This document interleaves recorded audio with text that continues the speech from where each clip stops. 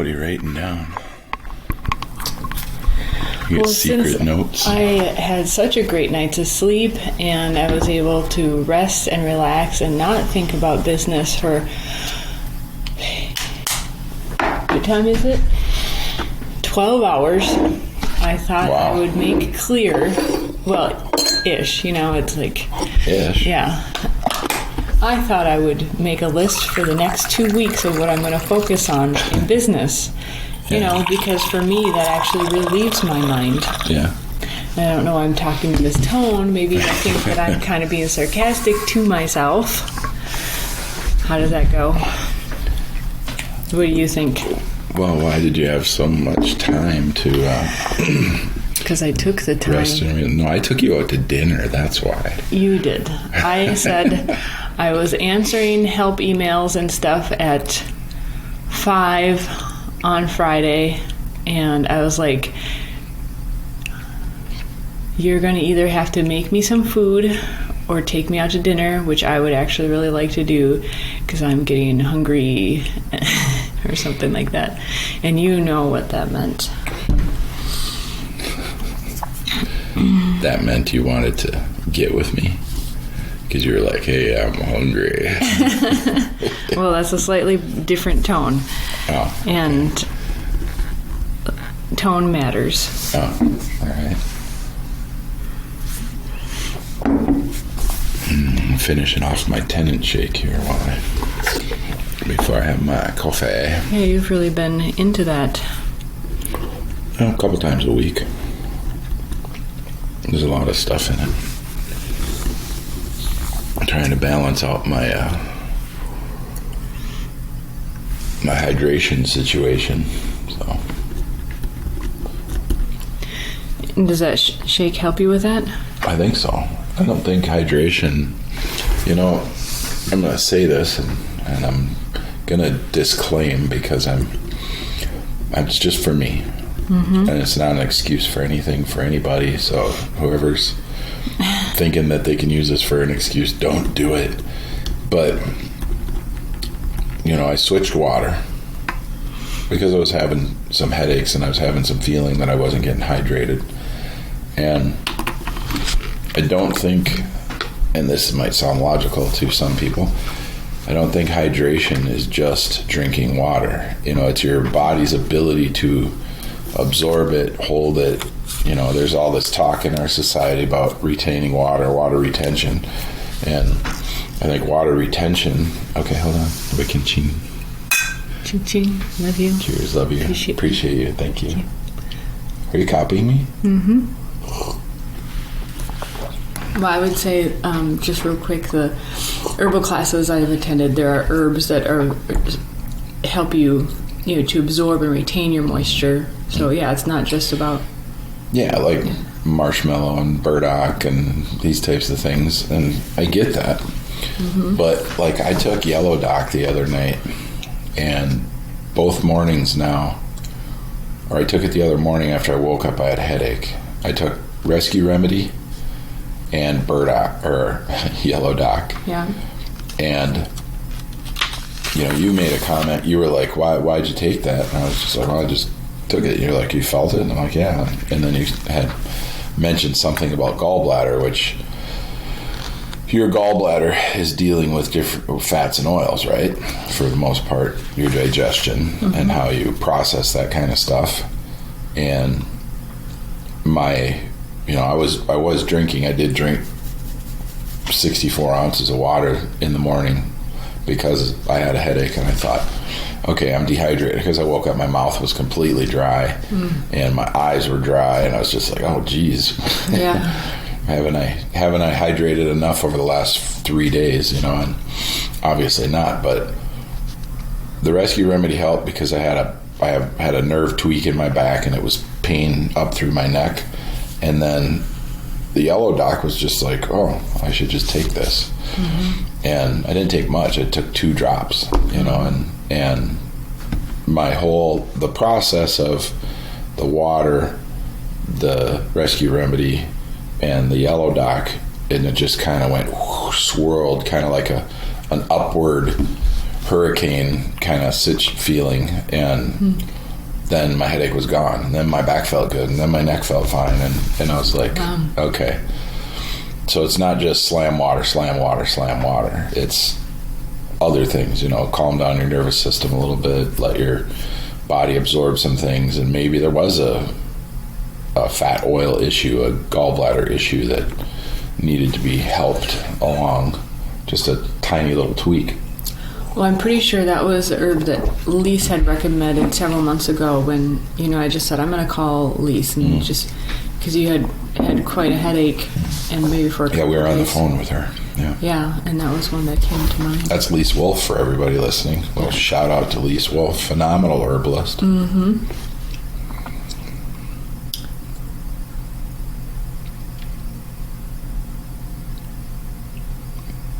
Yeah, so you're putting together the pieces that it's not just hydration for you.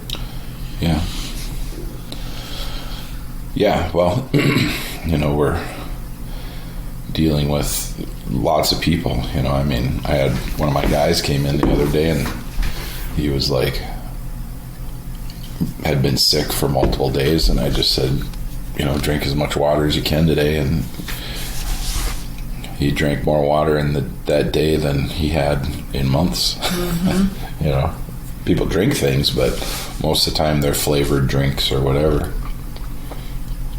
You just need to get away from that. Mm-hmm. Yeah. Yeah, because you think you're drinking just fluids, but they can actually be drying you out. Right. Like coffee. Yeah. It's funny because yesterday's class, astrological medicine, they were talking, it was about Aries types. Well, and that was one of the things, is that the Aries will be like, I'm drinking plenty of fluids. I drink like 10 cups of coffee a day. And obviously coffee is a diuretic, so you can actually end up dehydrating yourself even more. Mm-hmm. And so it's not just about fluids, which was something that I learned early on from you. And made a huge difference when I started drinking water. Mm-hmm. I actually felt better. Yeah. Well, that's what one of my guys said. He said, wow, I really feel good. Mm. The body needs water. Needs good, clean, filtered spring, preferably. Water with natural minerals and that type of thing. Mm-hmm. So we're drinking, we drink the Mountain Valley spring water. Shout out to Mountain Valley, a sponsor of this podcast. Mm-hmm. Or maybe a future sponsor. Well, and also, just a shout out to that a pump is really neat. So instead Are you shouting out to the dolphin pump? Absolutely. Yeah. It's awesome. So yeah, it's a pump that goes, you just drop it right in the top of a 5-gallon water jug and screw down the thing, and it seals, and you pump it, and it actually extracts the water incredibly fast. And it's something you could take, like we'll probably take a jug of water with us when we go camping and just strap it into the camper and then pump our water out of that, so we get really good water. Mm-hmm. Yeah. Speaking of camping, I found that there are a couple apps, and I found one that had some neat options. It's kind of like a Airbnb for camping, and it's interesting, because you can get off of the beaten path and stay on people's properties and, not be in a campground, which is not really our vibe kind of thing. Yeah. I think it's called an Air CNC. It's crashing and camping. Crashing and camping. Or camping and crashing. C&T maybe, camping and tenting, which is camping. Maybe it's just CNC, camping and camping. Camping and camping. Well, Kathy, you won't believe found this camping spot. So it's pretty interesting though, and some beautiful locations. Yeah, I looked at that too. So I think that will be a good thing to tap into. Gotta get my scone. Oh.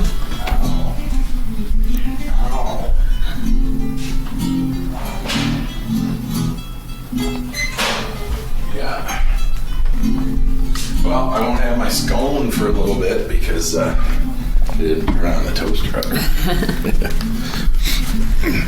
We buy scones from our favorite little coffee shop, Ruby's Roost in Victoria, and then we freeze them. And that's a really good way to have a scone a day. Keeps the doctor away. Something like that. I like to use that phrase with everything. A beer a day keeps the doctor away. You know. Yeah. So we're let's put a little context on the time frame because we don't ever say the dates that we're doing these, but we live about 45 miles west of Minneapolis, and right now they got the riots going on because of the Dante shooting and the spiced up by the Chauvin trial and all that kind of stuff. So we're grateful to live out where we do. Yeah, and it was about a year ago this time too that things were flaring up. Almost a year, because I remember I was filming plant walks with Lise in Minneapolis, which is where she does her teaching, and we had to relocate several times over the summer. Yeah. And not film in Minneapolis. Yeah. Yeah. It's the way it is. Yeah. So we went to dinner last night. Where'd we go? St. Bonnie Bistro. Shout out to our friends at the St. Bonnie Bistro. Deb and Daryl own the bistro. Yeah, they do a great job. It's nice to have a place like that within, was it a half an hour from here? Yeah. Yeah. 20 minutes if I'm driving. 20 minutes of John's driving, just because he's really smooth. He's a smooth driver. Who are you talking to? Talking to me. So yeah, it's a great, they do farm to table ish kind of stuff. It's farm to table yum. Yeah. Organic, clean food. Yeah. A pretty set menu, but they've been doing some specialties lately. Pen. And amazing tea options that Deb blends. And overall, just great drink menu. And that spicy shrimp is awesome. We've tried to copy it a few times with our really amazing shrimp that you found online that's super duper fresh. It tastes like closer to lobster. I mean, boy, us here in the Midwest, we've gotten old shrimp for a long time. Old shrimp. Well, or not fresh. Frozen shrimp, yeah. Well, this one, we don't know how long it's been frozen. Yeah. Well, these have been frozen, the new ones you got, but they're like you said, like old. Right after they catch them. Yeah, one of the shrimps I had the other night had a little beard on it. It's a little old guy. Yeah. Yeah, it's nice it's essential to have good food. One of the things I've always said, and I tell everybody I know, you don't spare expense on good food. It doesn't mean you go out and buy expensive food constantly, but you got to find the best quality that you can afford, and do not worry about it. You know, lower your living, you know, your standard of living in the rest of your life so that you have good food, because you are what you eat. You are made of what you put in your body. And I'm going to have a scone here in a minute. Made at a very good place, so they use clean ingredients, so there's at least that. I will stand up for you. And even our kitties get very good food. Yeah. From Italy. It's some of the cleanest, other than making your own raw food, which I think is ideal. Anyone who has cats knows how hard it is to switch them. They will starve themselves. Persnickety finicky. Yes. So they get a fancy Italian. Yeah, they're like, Italian. Did you put this out for yourself? Why is it on the floor? Right? Like, do I look like a dog? I'm not eating scraps. Yeah, they don't even, yeah. Even the good stuff, I'll put it down and Maggie will walk in and she'll look at it and then she'll just walk away. Yeah. She's like, I thought I was hungry. I thought there'd be some variety going on in here. Maybe a chicken liver or something. We got to try that and see if she'd like that. Yeah. We tried Buffalo Heart with them, right? Both of them? I was making food from Buffalo Heart. Yeah. And that's when we learned a long time ago that the buffalo farmer that we were using at that time was finishing, well, not with grass. With soy. Yeah. Well, we later found out it was soy because all of a sudden they stopped eating The cats wouldn't touch the food you were making. Right. And so I think they finished sometimes with grass, depending on what time of the year. And then the other parts, maybe sometimes they felt they had to use more other products. But yeah, the cats all of a sudden just turned up their noses, which is not unusual for a cat anyways. But once they get settled into a food they like, is not as likely. So I thought, wow, something's not going right here. And so it was, obviously there's one heart per bison, right? And so I was like, I wonder if there's something going on with this recent. So let's do this vitamin D, omega-3, and magnesium test today. It looks like it's just a finger prick, and then we need to send it in. Okay.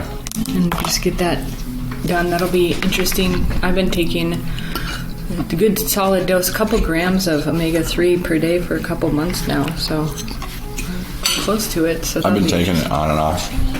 Yeah, so it'll be interesting. And it's the beginning of spring here, so we'll see what our vitamin D levels have been over the winter, which is a pretty key indicator of like where you're at as a homeostasis level, because we get a lot of vitamin D in our supplements, but obviously sunlight conversion is really ideal. But we'll see how well that's working for us. Sounds good. And magnesium, we use magnesium supplements fairly often, for muscle stuff. I have 3 different types. Plus we have the rub-on stuff. Yeah, and combos with the different types of magnesium. Yeah, I found certain ones definitely do it more. I have that one that has like 7. Yeah. Yeah. Yeah, I think that's a real good. I've noticed quite a difference taking that one at times. Sometimes just the regular citrus. Yeah, I couldn't find it, and then I saw it on your side of the bed on your nightstand. Yeah. I'm like, oh, she's hoarding all 7 magnesiums. Me, just the magnesium hoard. Yeah, make sure you put a D at the end of that. Magnesium hoard. Hoard. Well, we had an interesting talk on the way home yesterday. It was kind of fun because you were talking about... I was already checking out, so remind me what the interesting talk was about. Well, with... Your kitty just has a cute trot. She's trotting away. Oh, it's just overall interesting, fun. I enjoyed all of our conversation, not anything in particular, but... It was kind of a riffy conversation, now that I remember. We were laughing. We were riffing. Well, we were judging people. Oh, okay. You probably were. I don't know if I was. Well, we had made a label that we could put on how many H's is on the end of a person's name that's a woman, and the H stood for hoe. Oh, okay, back up. Back this thing up. Okay. We started by, because I think there's a vibration to names. I just know it, like you can think of 10 Kathys and they're going to be similar. It's different than Catherine or Kate, which is why, and that's a really good name to feel out when people change their name, the variance of that. So I was kind of just riffing and having fun saying, I bet there was a bunch of these girls' names or guys' names in your class. And then I said, who were the rowdiest? And you're talking about high school. High school, yeah. And so that was... Who were the rowdiest guys? What were their names? Because I was like, okay, I remember from my school days, because I have a theory that there's certain names that they just have these vibrations, and especially the guys, it's just like you hear a name, you're like, oh, that's probably, 80% chance they're a troublemaker. Yeah, you should write a book on that. Okay. Nice. Yeah, Cheers. there we go. Cheers to your new book. Ooh, thanks. Since I have my calendar out, I'll schedule that in. You can schedule it. Actually, I was going to schedule one. I have to revise my book finally and put that in somewhere because I have a class in September about it. Well, we'll keep talking about the... So the names, you're like, yeah, there's Don and Tim and Chad. I'm like, yep, troublemaker names. Totally. And John, I'm like, is it HN, right? Well, actually, it doesn't really matter. They both can be.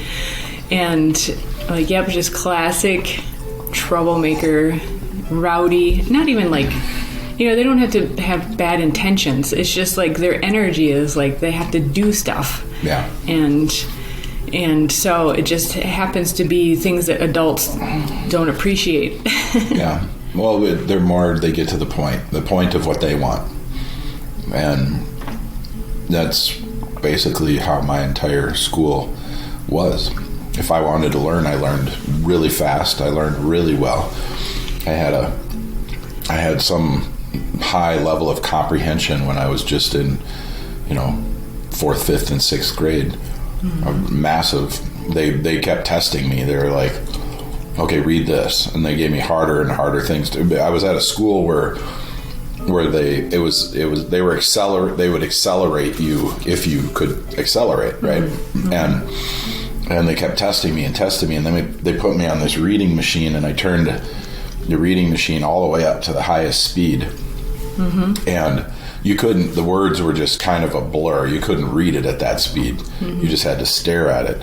And I had the same comprehension level just staring at the stories that were flying by it looked like two scrolls. Yeah. Like they'd put in the machine and it just spin the paper by, and you had this thin little window where you could see like 3 or 4 lines of the text. And my comprehension level was the same when I did that as when I read the words like normal reading. Yeah. And that was, I was 12 years old. Yeah. And they were like, I heard them talking. They weren't telling me, but they were like, he has a senior college comprehension level, and I didn't know what that meant. They were like, well, we just want to test you. Your comprehension level is really good, and that type of stuff. And but that was only when I wanted to. If I didn't want to, like after I hit 8th grade, I basically didn't do anything until I quit high school. And they were like, why aren't you doing your homework? And I'm like, why? I work. When I get off school, I went to a job. And they were like, well, you need to do your schoolwork. And I'm like, why? In 9th grade, I was making more. I heard one of my teachers say what they were making, and I was already making more money. So I was like, what do I need school for? Yeah. This person's in teaching school, and they don't make as much money as I do.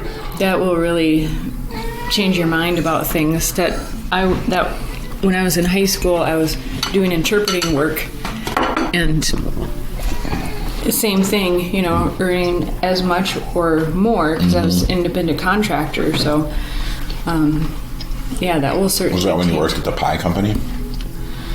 I was doing stuff before then. I worked for the census before then also, and that was in my senior year, and that certainly changed my mind about what I did and did not need for education. Right. That's why they don't nowadays. We talk at colleges, and if you do an interview of the people in the class, the kids in the class, they're adults at that point because they're in college. But I call them kids because I'm 50. But you find out that they're 19, 20, 23 years old, and they've never had a job, and they have no idea. It's. I think it's one of the biggest crimes against a human to not show them their capacity, their productive capabilities for themselves, right? Or even where they're not that great. it's helpful to know early on. Yeah, what your skills are and what they aren't. I mean, you could take an aptitude test in school, which when I was in high school, that was a big thing. You took an aptitude test your junior year, and they were trying to route you, and I think that was an early college kind of game, where they would, the colleges probably came out with these tests so that, they could route people into college better. And I tested out, and the guy brought me in, and this is going to just sound like I'm full of myself, but they brought me in and they said, well, what do you want to do? And I'm like, well, what did my test say? And he goes, the guidance counselor goes, you could do anything. And I'm like, well, of course I can. I wish I had the results from some of those, because it would be really interesting now, knowing myself at this age. What you're doing, yeah. Yeah, and because I think there were a few musical capability and language capability. That basically means you could do anything. I mean, I've put you in mechanical situations in the shop, and you've performed better than some of the guys that I've had work for me. But I think I would attribute a lot of that too, because I spent time with my dad in the garage. He was always doing home improvement stuff, or often at least, and so I got to see how things went together. And he was an engineer, so he was obviously interested in those things and was interested in showing me. And so from a young age, we had really old snowmobiles, and I learned how to, the kind where if you wanted to ride them, you had to fix them. Yeah, exactly. Even if you'd go for a ride the day before, you'd go out the next day and they wouldn't start, so you'd pull them in the garage. That was regular. I know. That was all. I know. I had snowmobiles too. Yeah. I had snowmobiles earlier than you had snowmobiles. Yeah. Well, you had them earlier, but these were older. Old. Now I had an older sled. I guarantee your dad never had an older sled than me. Okay. I don't know. I had a one lunger Skidoo with bogey track. You could ride it all summer long. They had a kit. You could put wheels on the front, and you could use it like a tractor. Oh, wow. Yeah. Yeah, because the track had wheels instead of slides. So the wheels, it would be fine in dirt. It would be fine anywhere. That's pretty ingenious in a way. It was my grandpa's sled. Wow. So that's why I'm saying your dad never had an older sled than me. Well, it's not long after, because it's a John Deere and a Rupp, which, yes, John Deere. Back when they were John Deere green. It was John Deere green and then Rupp red. Yeah. And so, John Deere used to make snowmobiles. Yeah, they made great snowmobiles. They made a liquefier that was awesome. It was a liquefier. Yeah. Now that you say that, So there you go. And glad me and your dad can relate on snowmobiles. Yeah. Well, apparently he and his brothers. Since I'm 23 years older than you. You're not that much older than you. 12 years older than you. Yeah, I just thought I could catch you off guard there.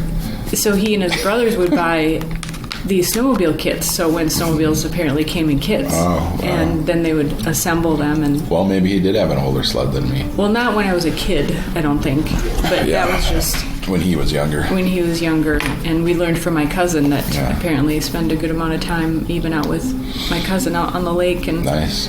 Yeah, you used to be able to mail order guns and everything, car kits and snowmobile kits and scooter kits. Three-wheeler kits, apparently. Yeah.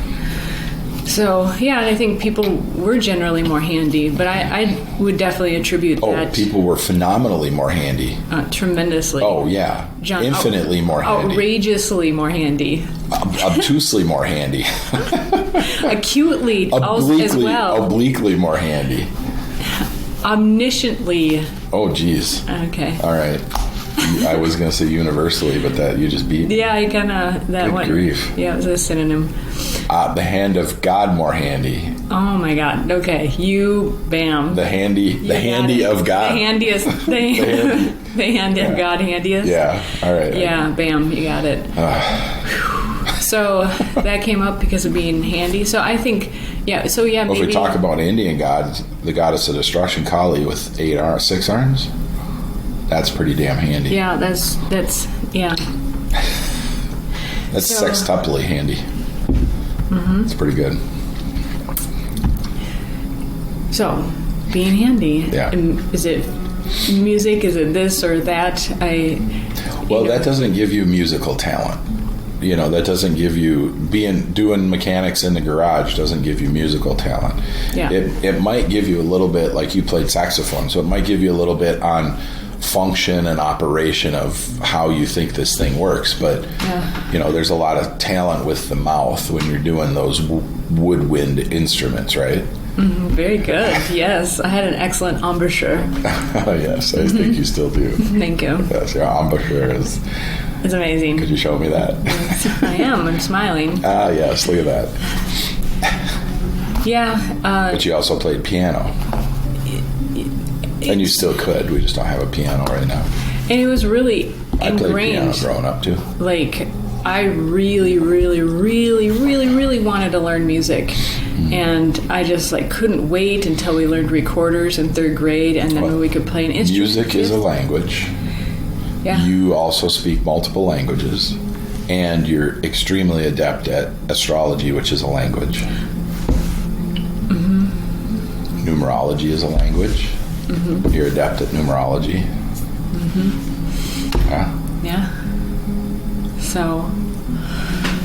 So back to aptitude tests. I think I remember, it's the standard stuff, nurse, teacher, I think even doctor, and I think entrepreneur was on there, like business owner. But my idea of business owner was someone that sits at their desk all day. That never happens. and you could take your laptop and I could go to the outside. coffee shop. Yeah, you could go out and sit in our camper when it's 40 degrees out. There's that. I haven't tried that yet. It could be your mini office. It could be. I'll help with my tax write-offs. So, but looking back, I really see that you need to have, that kind of creativity and being able to do a lot of things off the cuff, which do come from, let's just say, like improvising music. Like jazz band was difficult for me for that. I loved jazz band, but I was not an improviser. But language, it really worked my improvising skills because it's like, I think this is how you say it. And I pushed myself to do that. So I do think there's crossover. But you also did something with it right away. So you were learning German in high school. Mm-hmm. For your senior year, you ended up in Brazil. My junior year. Junior year, you were in Brazil. So you learned Portuguese while you were there for a year. Mm-hmm. How to read, write, and speak. Mm-hmm. And then when you came back, you learned Spanish with some Mexican friends. Yep. And then you applied it because you got a job at the census in the Mexican district doing the census. So you could go and you would speak Spanish, right? Yeah. So I think that's majorly different than what most people do when they take a language. It's hugely different. They take a language and they practice it with the other people in their class and in school. And so they never get a real life scenario dialogue going on. Well, a couple weeks ago, I was talking with someone who actually didn't like Spanish class and asked their teacher, because they needed it for credit, and asked, how can I just get out of this quicker? And they said, well, you can take a 6-week immersion trip somewhere. And so that's what she did. Yeah. Because 6 weeks of immersion will give you way more than years of book studying and, like you said, practicing with your cohorts. I just wrote immersion down because I took the 4-week immersion NLP course at NLP Comprehensive in Colorado. And I've met lots of people that are like high-level master practitioners that never did immersion, and they're no good. They don't understand it. They didn't live it. You take a bunch of weekend courses and you can get a certificate. And in that month-long immersion course, they stopped doing it because I think there wasn't enough people that could spend a month doing it, and it wasn't that popular then. It was fairly popular, but when I was there was people from all different countries around the world. But I think they couldn't sustain a class that big for that long. Yeah. But when you get people that are their certificates are supposedly light years ahead of where I ended up, you can just feel it, you just see it, you can hear it, and you're like, oh, okay, you did a bunch of weekend courses. Mm-hmm. So yeah, immersion is massive. I'm sure that gal came back and she loved it. Yeah, she enjoyed the experience. And she said, I left just as I was starting to make connections. I'm like, yeah, that is a key point. Yeah. Yeah, her Spanish could have gone a lot farther, too. Mm-hmm. Yeah. Well, you can always go back. Yeah. Excuse me. So all that from aptitude testing, yeah, it would be interesting to see what that's all about. But I was thinking last night that, we know of and we hear of families that are generations of a certain occupation, right? Yeah. And I think it is, we could say what most people consider genetic, where you're literally being wired and programmed for those things, and you're raised in the environment with that vernacular. And so it's the energenetics, right? I grew up in a family where, my dad was into building things and fixing things. And so, that becomes more innate. And so you can really build or destroy a lineage, even just in one generation, with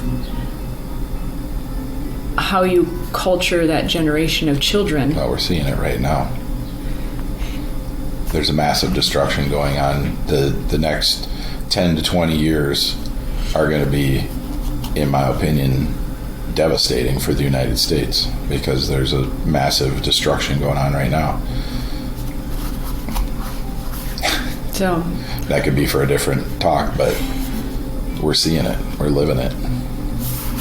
It's really sad. So I'll elaborate. I was talking to a parent the other night who he was complaining about the school system. Currently, he doesn't have a job, and I said, "Why is your kid in school?" He's got one kid, a boy, 12 years old, and I said, "Why is he in school?" He's like, "What do you mean?" And I was about to say, and he goes, "Yeah, I should be homeschooling him." Mm-hmm. And then he's like, I got to get a job too. I can't keep, I'm in between jobs and I've been looking, and I'm like, well, you can educate your child 4 hours a day, get more education than 8 hours in school, and you can look for a job the rest of the day, and you can save your child from the indoctrination. And I got no patience for parents that are blaming other people for the problems in their life and their kids' problems and that kind of stuff. So, like the teachers or the system? Or? Yeah, the system. You won't believe what they're doing, this ridiculous shit. And I mean, if you got to go talk to the principal or the school board or the teachers more than once about the things they're teaching your kid that you don't disagree with, that's more that you don't agree with. That you don't agree with, yeah. The things you disagree with, that's more than reason enough to pull them out of school. So what was he saying? Did he say specifically? They have a program in the school where the kids watch. There's a channel called CNN 10, and it's for kids, and all the kids have to watch CNN for 10 minutes, and then they have to talk about how they feel about what was talked about. And he said they're teaching the kids to react with their feelings only, not think about, do you think that's right or wrong? Do you think that should go this way or that way? They specifically focus on how they feel. And he's gone in several times. He's got his son taken out of that class, so his son doesn't have to watch CNN. But of course, all the other kids are like, "Oh, where are you going?" Giving him crap constantly. And he's like, "Dad, if I go in, I won't pay attention." And at first the kid was like, "Why am I doing this? Why do I have to watch TV? You're in school. Why do you got to watch a television program, right? A news indoctrination source, propaganda?" I mean, CNN has admitted that they're propaganda, and the kid now wants to go because he's being teased, right? And so that's peer pressure. That's the most powerful, as we see with everybody wearing masks. That's the most powerful form of pressure, is peer pressure. And 12 is an age where they would actually be able to start developing or have some reasoning skills. So to go back and focus them on feelings, which is more an elementary school age orientation. They know exactly what they're doing. Well, of course, but I'm just kind of laying some things out. It's all scientific, psychological. And I mean, fortunately, when I went through civics class and stuff, one history teacher for sure, history/civics, they really promoted that you needed to get multiple sources of information and to consider. Well, I went into the school, this was 20-some years ago. We've been married for 20 years, so Justin was already being homeschooled when me and you met.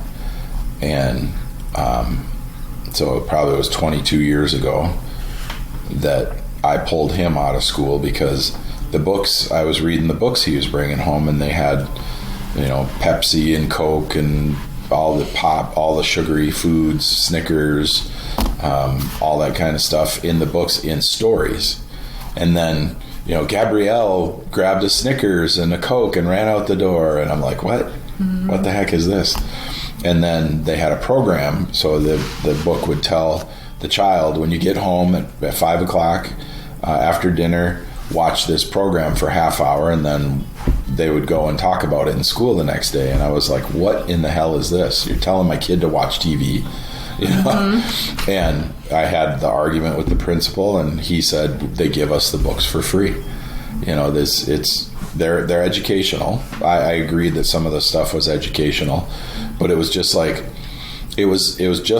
reality TV is now. You're watching other people live their life instead of living your own life. Mm-hmm. And so it's like, hey kids, go home and watch other people live their lives, come back in and we'll talk about it. Mm-hmm. So it's indoctrination, totally. Yeah. And whatever the programs are doing is what the kids are going to do. And I was incensed, and I said, all right, well, we're taking him out. And I asked my mom, would you homeschool him?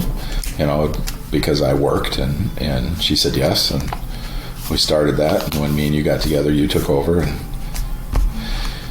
it's the same thing, except it's worse now. I mean, I remember when we were in high school, we would watch the president's State of the Union address, or we'd watch like a FDR fireside chat or something, but you were watching the actual person give the talk. Mm-hmm. Now they've got the talking heads of the news talking about the talk. Mm-hmm. And you can watch the news and you watch the press conference, and they don't go together. Mm-hmm. And so that's why I tell everybody that I run into, they're like, oh, did you hear this? I'm like, where'd you hear it? Oh, I was watching so-and-so on this channel.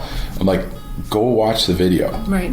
I will not talk to you about what the news says. Mm-hmm. There's no way. The news is spin. Mm-hmm. And you get 5 minutes of a 1.5 hour talk. I mean, you got no idea what's going on. And you got to watch that talk. Absolutely. Yeah, because they'll cut and edit. Oh, they're not even showing the video. They're talking about the video. Yeah. Which is even worse. It's like it's the game of telephone, They slightly misinterpret, slightly spin what they want, and then before you know, 6 days later, you couldn't recognize the talk or the person. Mm-hmm. Well, and with where technology is these days, I mean, doesn't it make you wonder, even if you're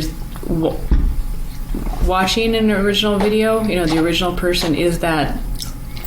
Well, I'll give people a secret, right? So you could be at work, you can play a YouTube video, you don't have to stare at it. You can just have headphones on, or one headphone in like I do, one ear, and you can just let it play.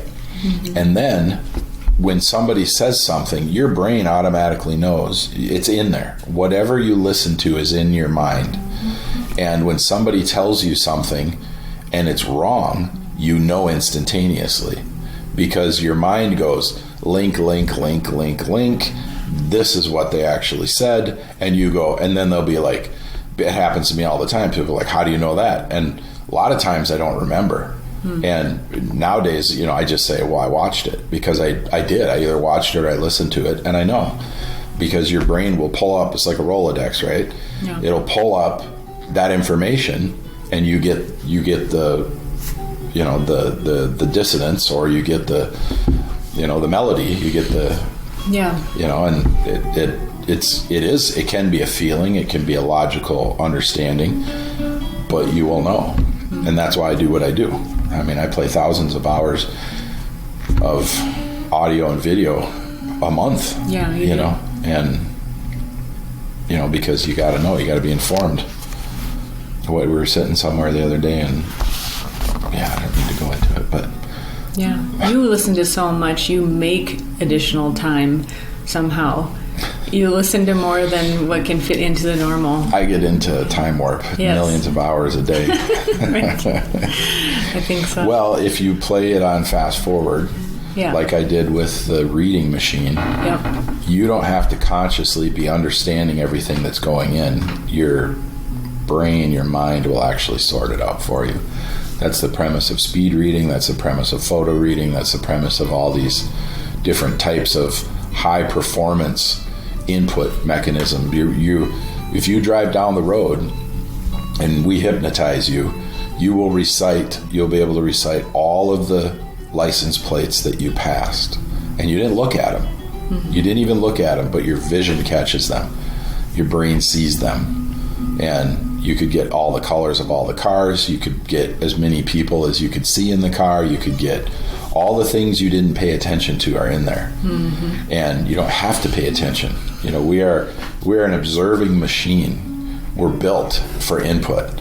We smell, we see, we hear, we feel. All of that is input. There's only one output, and people are using it way too much. There's the mouth, and people are yipping and yapping way too much without any knowledge of what is true, what is real, what is going on, or the destruction they're causing. There's going to be a hell of a lot of people that are all these people that are rioting, these people without skill for living. If our society falls, those are the first people to die. They have no skill for living, because the people that have skill for living are ready for that. Are ready for what? Societal collapse. Oh. Since you met me, have I been ready? Yeah, you've always been readying. Since before I met you. When we were sitting yesterday, the guy that was here yesterday asked me, why do you do everything you do? And I said, I've been entertained by it, right? I'm entertained by learning, by knowledge, by having a garden, having chickens, having goats, having horses, having all the things I've done over the years, right? They're all education, they're all learning. And I've been entertained by it. That's life. You live life, right? Most people think living life is going on a cruise and sitting on a beach. Well, if that's all you ever do, you gain no skill. You have no ability. You have the ability to eat and lay.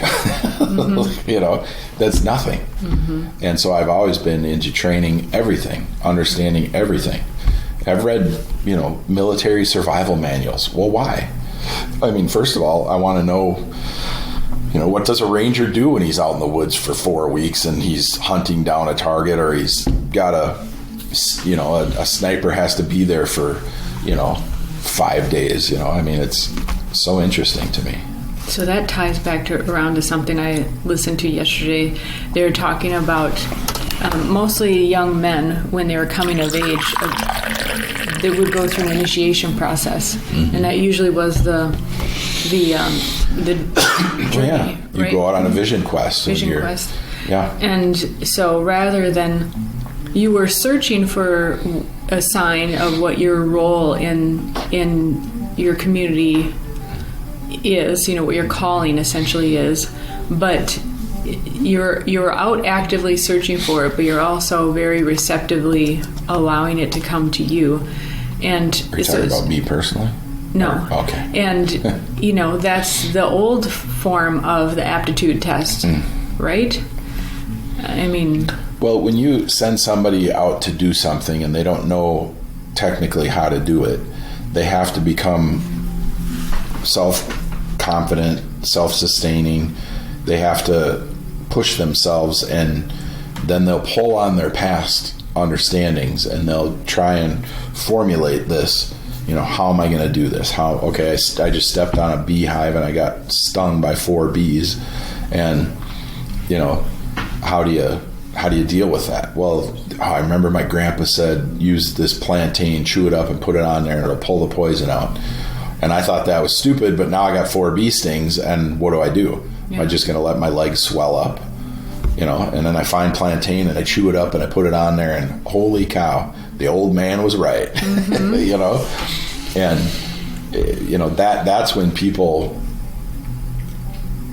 that's when a young man becomes a man, right? Mm-hmm. He goes out in the woods and maybe he doesn't fight and kill a bear, but he has to run and hide from one, or he hears some wolves and he sees one, and he learns, he remembers, and I'm talking about natives, that went out on vision quests, that then he learns and he stands completely still, and he learns what stillness is because of the wolf pack, and he's like, I can't even breathe.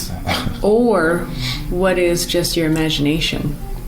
What do you mean? You see a shadow, you hear a twig break. Yeah. Is it something actually that is a threat? Symbolically, you're learning these life lessons in a compressed. Or did a squirrel just run through a tree and knock off a branch that was dead and going to fall, and then it hit the ground, and you're like, oh. Right. Because, that is an extremely valuable life lesson of knowing what truly is a threat and what isn't. Yeah. Well, I'll guarantee you, we used to have my brother's boys come over individually, and I took them all out and showed them we tracked everything from bugs to mice to any track we could find that we could see. Mm-hmm. And then when it was bigger animals, you could find little broken things or torn leaves and little things like that, and maybe some fur.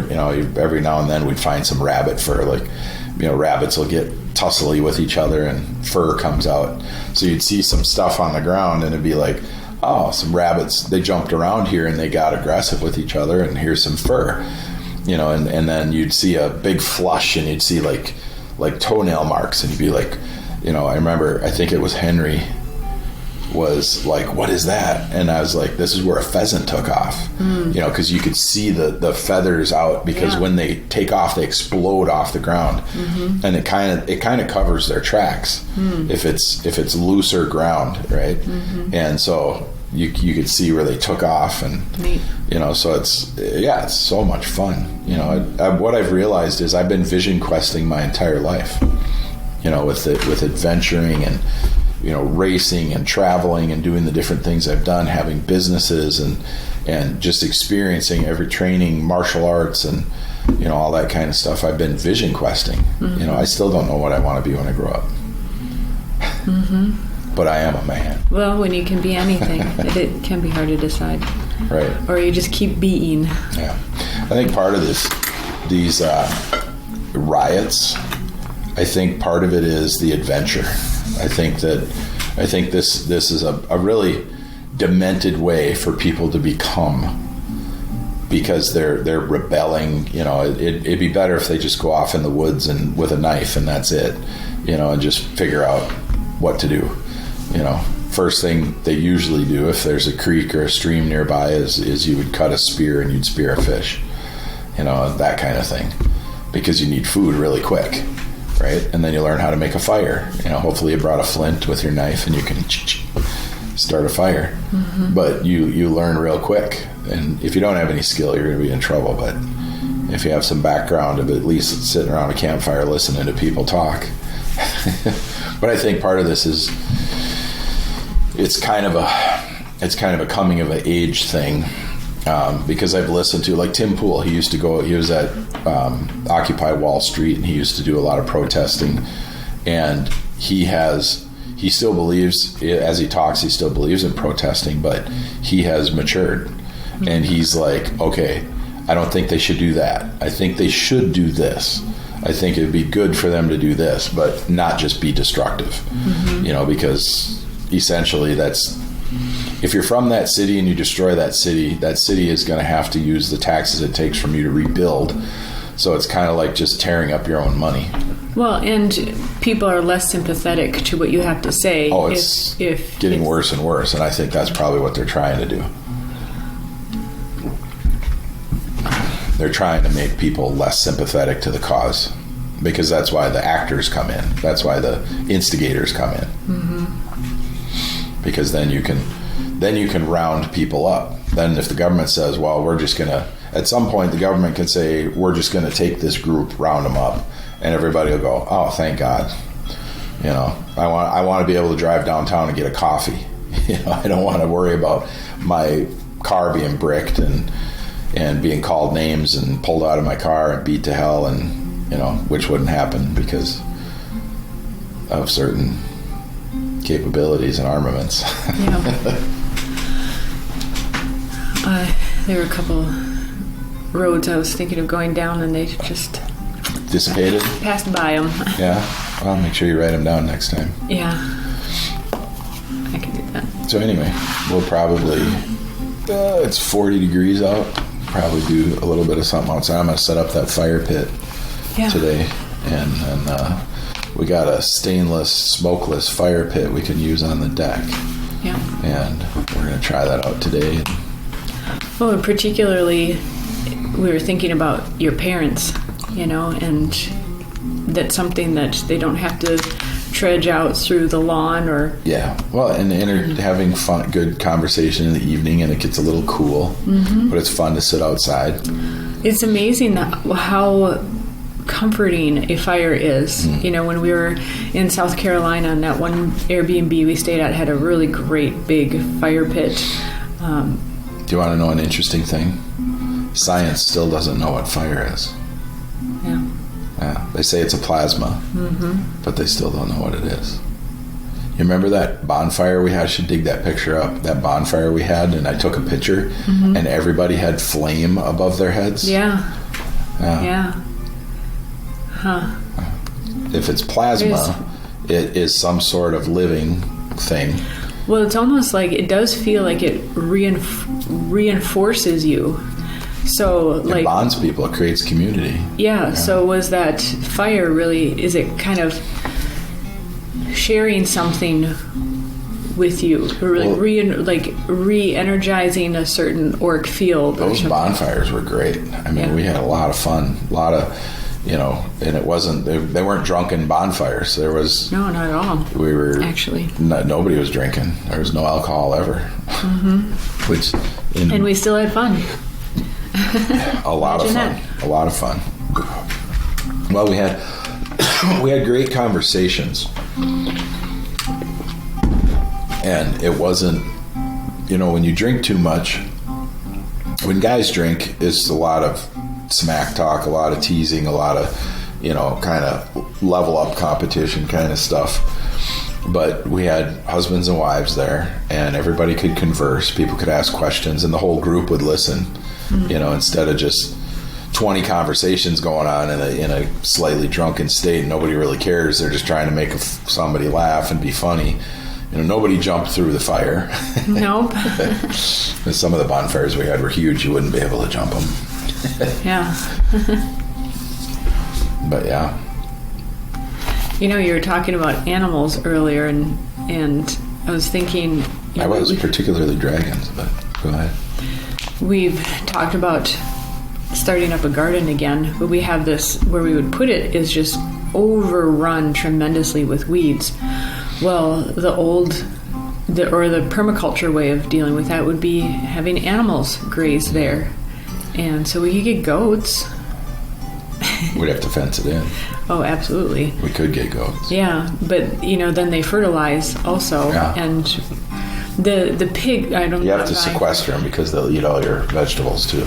Well, what I mean is just like in preparation. Yeah. So for a year or two, you know, just like, so if you really wanted to, then it's not starting from scratch and like, how do I get rid of all these weeds? And it was really fun when we visited Benzinger in Sonoma County, California. Yeah. And they had the biodynamic permaculture, holistic. Oh, amazing. They had the short cows, what are they called? Dwarf cows or whatever. They would run through the fields to clean up the weeds because they wouldn't eat the grapevines. Yeah. And they would crap and do their thing along the way and then stomp it into the ground and fertilize and all that. And then they had the insectary in the middle of the vineyard where they had all the plants that would attract insects that would keep off the bugs that would hurt the grapevines and all that. And then they had the birds that would come and eat the insects, and then the birds would be there to pick any insects off any of the vines. I mean, it was just it was crazy. It was crazy. I remember that because I just talked to them. They called Yeah. the other day. And the cave, their wine God, cellar. They built cave. their wine cave. Yeah. It was like what was it, like a $2 million cave or something? Something like that. Yeah. Oh, man. No, was it 5? It was something. Yeah. It was astronomical. We were like, what? Yeah, we never got to have dinner in there, but they had a special place where you could have dinner and have a wine dinner. Yeah. Well, we had some amazing dinners in that region. Oh, my gosh. Yeah, we stayed at the Mission Inn, and I had lobster mac and cheese for breakfast, lunch, and dinner. Truffle, lobster mac and cheese. Oh, my gosh. Yeah, that was... For like 4 days in a row. I had it once, and I was like, okay, I'll have 2 orders to go, please. Yeah. And it wasn't cheap. Oof. No. That was a very spendy vacation. Well, it was like our honeymoon years later. Yes. Thing. It was pretty special. And that bed, that big, puffy, fluffy bed. Oh, yeah. It was like you get lost in it. Like, Tara, where are you? Where are you? Where are you? Yeah, that was pretty incredible. Yeah. And then they had the spa, and they had the different pools, and... I think that is something, though, that, in a sense, I was new to wine, and so I wish I had a more broader palate and could have appreciated that more. And similarly, I was at a stage in life where taking that kind of time off and away, like now, I would really, really, really appreciate something like that. Well, I'll take you back there. Oh, thank you. Yeah. And, but it's one of those things when it's harder to do, or So what year did we go? You remember? That would have been... It has to be 15 years ago. Were we living in Minnetrista? That's what I don't remember. No, we weren't. Where were we living? We would have been living in... I had the shop in Chanhassen then. Were we in Chaska? We could have been living in the house in Chaska. Yeah. Wow. Yeah. Well, we moved out of there, I think, in 2012. No, it was... Oh, no, that was the address. It was 2006. Yeah, it was... Oh, no. It would have been 08 that we moved out of there. Because we moved out to my parents' lake cabin after that. So 08 was the crash. 09, we moved the shop back here. Yeah, so it would have been before that. So yeah, probably 2005, 6. Yeah. But we were in Wisconsin then. Was it before we lived in Wisconsin? Oh gosh. We'll have to look at the pictures. It had to be. Yeah. Yeah. We'll have to look at the pictures. Well, maybe then for our 21st, maybe it won't be on the date, obviously, but... Well, we were going to go to Hawaii. There was last year, on our 20th, there was a martial arts conference in Hawaii. For the MKG. Over our anniversary date. It was like, wow, so that was just meant to be. Coinciding. Yeah. And then COVID hit. Yes. Yeah. So I don't remember if they have dates set again, but... We should say then the New World Order took over. John, you're such a party pooper. I'm a conspiracy therapist. Oh, that's right. You know it's true. I know. It helps to admit the truth. I know. The first step is admitting that we know that we have a problem. Yeah. Okay, right? Yeah. So maybe not this summer, but maybe next spring, or when would be the best time to go there? In the fall, maybe? Go where? To Sonoma. Oh. To the Mission Inn. I don't know. When would be the best time to go? Well, we look it up and then we go in 2022. Okay. Yeah. Sounds good. Yeah. Yeah, I kind of like to... Once I like everybody to avoid, other than us is fully vaccinated. Yeah. Well, I'd like to go non-peak times. And I think we did just avoid I think we went at the end of the year. So school had already started. Yep. So most people were back at home, and Yeah. we're like, yay! Because if I'm in a pool, I don't want any kids. I'm going to be the only one peeing in that pool. Yeah. So that was nice. I saw, no matter what you think, I saw a hilarious meme the other day. It had Fauci saying that if you wear 2 bathing suits, it's okay to pee in the pool. Oh gosh. I thought that was hilarious. Yeah. Or was it? Yeah, I'm not going to say it. So maybe even springtime might be nice. You know, it's a little warmer out in those areas. It'd be nice to go when everything is like fully blooming, like just like almost at the peak of bloom. Oh, well then that's going to be like probably peak tourist time as well. Yeah. But if we schedule now, hopefully California will be not as crazy Right. lockdown too. That's part of the problem. There's that. Sonoma's probably far enough out of the way, but if we drive, I think we'll be better. We drive. We take the Yoda, Yeah. the Squatch Yoda. Yeah, it's a very comfortable vehicle. Yeah, the Toyota Sequoia. Yeah. Like as we were pulling in the driveway last night, is like it does have a really great balance of having a solid enough suspension so you don't feel like you're wishy-washy all over the place, but then it's soft enough to feel almost luxury. And better at speed. You know, I drove in relatively quick. Yeah. And we went over the bumps and stuff. And what it is, it's a combination between the shocks. The shocks are really good. Mm-hmm. And the sway bars. You're saying I made a good choice in vehicle. I think you made a great choice. Thank you. I wouldn't have let you make a bad one. Well, there's that. But I think the salesman was kind of surprised. Like, I mean, I joke that I've spent more time deciding on a pair of jeans to buy than the vehicle, but I had spent time online, you know, researching some stuff. And I saw that this dealership in particular had this vehicle, which I thought looked great. Mm-hmm. You know, it's the TRD Sport model, not Well, just... first of all, let's just say you bought it. You're paying. I'm paying for it. You financed it. You're paying for it. The crazy part was we went in and you got it with no money down. Well, I want to finish though. I think the salesman was like, we went for a test drive, didn't even like ask a ton of questions. Not one question. Well, we knew everything about it. Basically, yeah. We didn't know how to run a few features in it, but that's no Yeah, big we went deal. for a 20-minute test drive, and he's like, "So, what do you think?" Yeah. Is there anything else I can show you? Nope. Let's go. Well, let's see what the financing looks like. Yeah. So you needed a write-off, and Yeah. you needed a business vehicle, and we needed a vehicle for the traveling that we're going to do to be recording herbalists do And their we thing. already did this spring. We went to South Carolina along with Maryland. Yeah. Yep. Yeah. So, yeah, you made a spectacular choice. You needed a certain weight vehicle. We needed something that could pull the camper. Because when we go to record the herbalists, we'll be taking the camper because there's not always great places to stay in these little rural towns when you're way out in the country in the hills of West Virginia. I just talked to Lori, or emailed her the other day, and ran the idea by her. She's like, "Woohoo!" Lori in Texas. So we'll be coming to see you.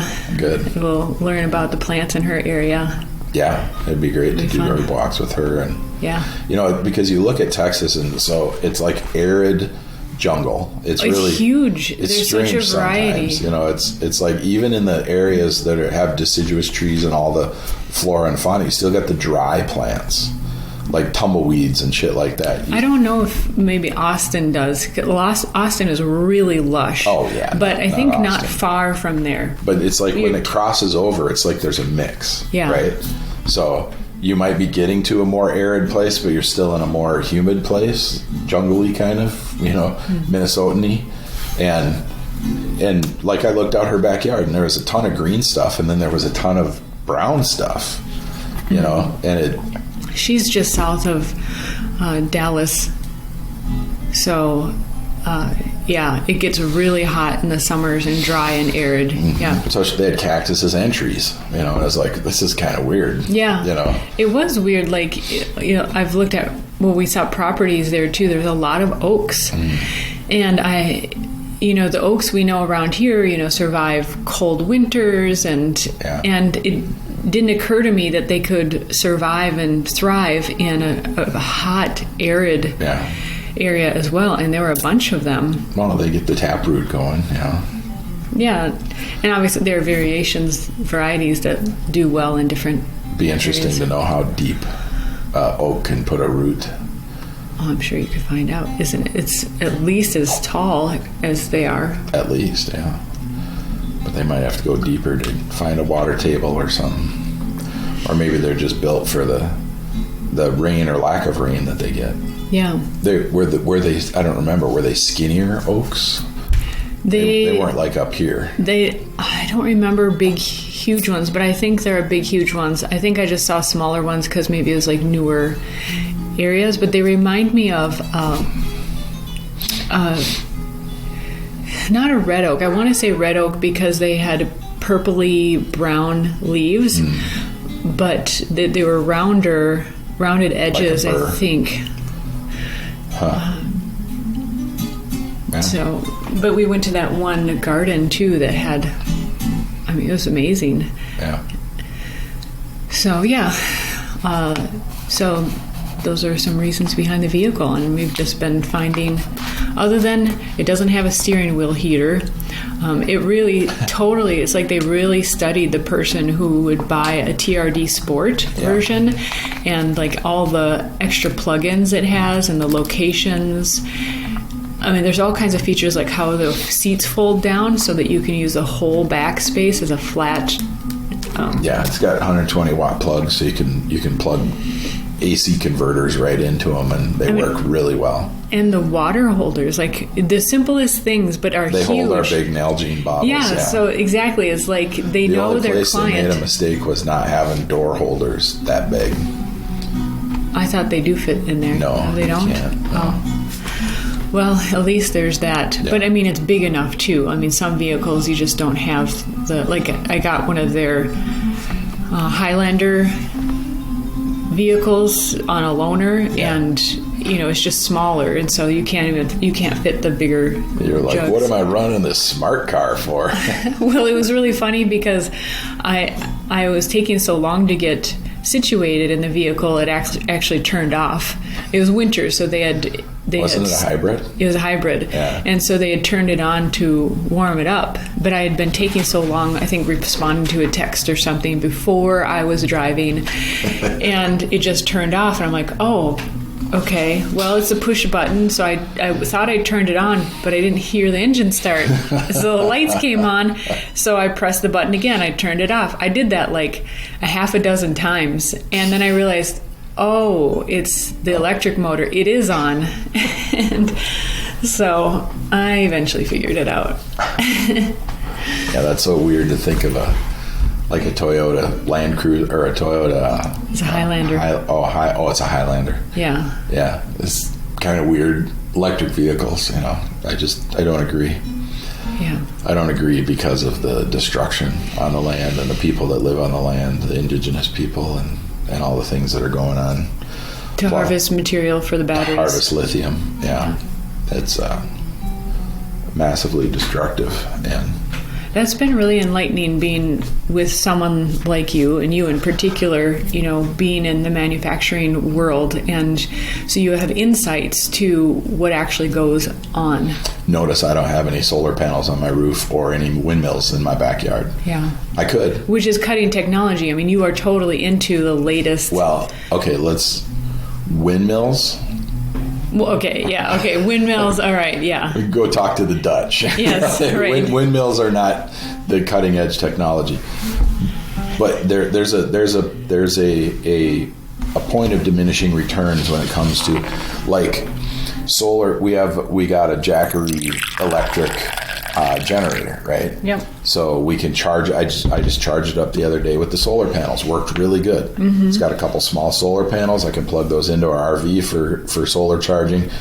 That is, in my opinion, that is the point of at anything above that, and you're hitting the point of diminishing returns. If you're using the solar voltaic cells the way that they are now.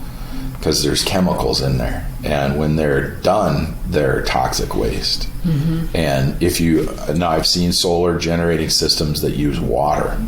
And so if you do that, that's very good, very healthy. But industry can't make any money off of that. Yeah. You know, it's like when my dad built our air conditioner. You talk about your dad and mechanics and all this stuff. And my dad is a genius. Well, my dad. My dad is a genius. Yeah. And his muscles are bigger than your dad's. Yeah, your dad is incredible. Yeah, he is. He just, so, and practical, like not doing crazy things. You know, when we lived in Coon Rapids, we didn't have central air.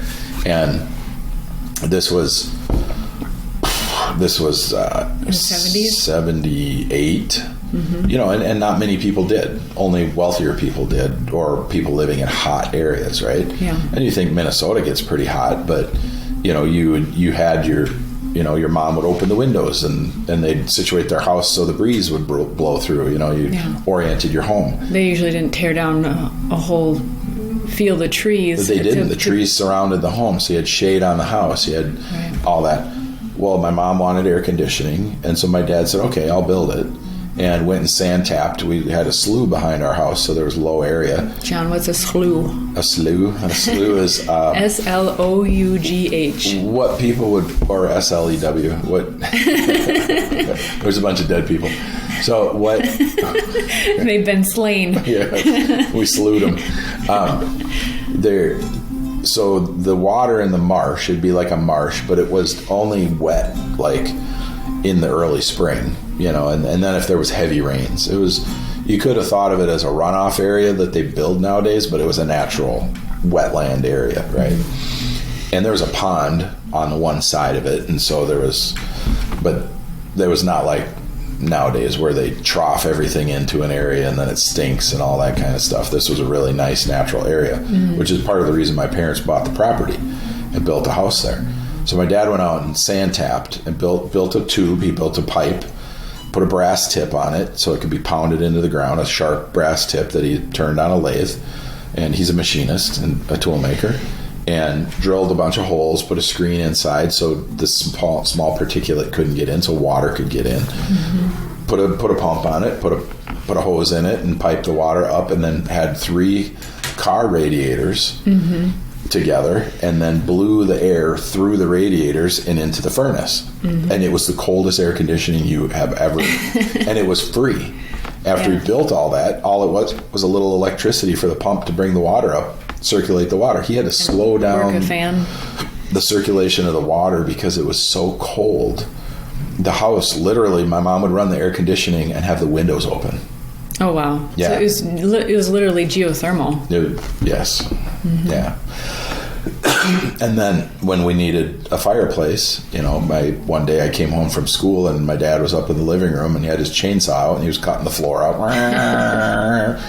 And then they put in a fireplace upstairs and put in a wood stove downstairs and heated the house with wood, you know, and then we go out to Carlos Avery and we cut wood all summer, and I hated it. But hey, guess what? I know how to take down trees, and I know how to cut up wood. I know how to split wood. I know how to build a fireplace. I know how all that stuff works. Yeah. I don't like doing it, but I could do it if I needed to. You know, so anyway, it's even helpful, like if you're hiring someone, they can't completely pull the wool over your eyes. Oh no, not at all. Yeah. Well, I worked, you know, from all the way from when I was a kid running an arbor press in the weekend. So here's something for people to know. My dad was the manager and lead tool maker at a shop called Top Tool, and this was in the 70s. And he was getting a percentage of profits. That's how good he was, because he was thinking of leaving, and they made him an offer. They said, "We'll give you a percentage of profits." And so he said, "All right, I'll stay." Well, he ended up making more than both the owners combined. Oh, wow. And then they demoted his pay. They're like, "Okay, you know, we're paying you way too much." And even during that time, my parents on the weekend would go and clean the shop for extra money. So my dad was the lead tool maker, the manager. He was getting percentage of profits from the jobs that he would work on. Not even percentage of profits of the whole company. Just the jobs that he was working on. making more money than both the owners, and going on Saturday to clean the shop to make extra money. That's my parents. Okay? Never drank, never swore, never smoked, never fought, never argued in front of me and my brother. You know, did it so right, and still to this day are phenomenal, fabulous people. Yeah. My mom stood between the trees. My parents are like environmentalists, and you would never know. You know, my mom stood between the trees and wouldn't let the bulldozer operator push the trees over, and he scraped the bark off of half of one of the trees. And my mom's just screaming and hollering. She got him off the job, and because all he wanted to do was push down the big oaks. You know, he wanted to destroy it, the whole thing, clear off the entire plot, so that they could build and plant their own trees. And my parents situated their house in between the trees, and that's what they did here when they built this place. They turned the house so that they could save the trees. Yeah. And nobody would know. And if you talk to my parents, they sound pretty conservative, and people might hammer on them for that, but they've done more for people and for the environment than most of these environmental-minded people will ever do. And they never hollered at one person once. Well, just the driver of for whatever vehicle he was driving. Yeah, the bulldozer. Yeah, the bulldozer. Yeah, I think, you know. Oh, yeah, my mom yelled at him. Oh, yeah, she screamed. She had what we would call a hissy fit. If she could have, she would have ripped him out of that cab of that thing and stomped his head into the ground. It's something you pay for, you know, in the property that you can't just replace. Well, they bought the land for the trees. Right. And when the builders came in, they're like, we need to clear this out because we can't put the foundation in. And my dad was like, well, you're going to have to work around the trees. You know? And my mom, if they had left that day, they would have came back and all the trees would have been gone. You know, and back then, nobody would have cared. Yeah. You know, they would have said, well, that's what we did, and you would have had to live with it. You know, you wouldn't have been able to sue them. You wouldn't have been able to do anything. Yeah. Yeah. Which is technically how things should be, because that was a much better way of existing. You know, having that conflict was really good because it also showed the character of my mom, allowed her to express herself, and you know, and she, you could have called her a feminist at that time, but she was standing up against a man who wanted to destroy something she wanted. You know, and yeah, my parents are, you know, it's phenomenal. So that's Absolutely. What I grew up with, you know. If that gives you a little bit of insight to why I am the way I am. Yep. And Maggie's on the table now. She's got to sniff stuff, and if my smell is on it, she'll rub on it. Hey. Got a little tweet, a little Twitter. She's got a drop of water on her chin. Yeah. Yeah, Miss Maggie. Well, that's been really good. How about we call it? Get to other stuff? Yeah. All right. It's been great. All right. Bye. Bye-bye.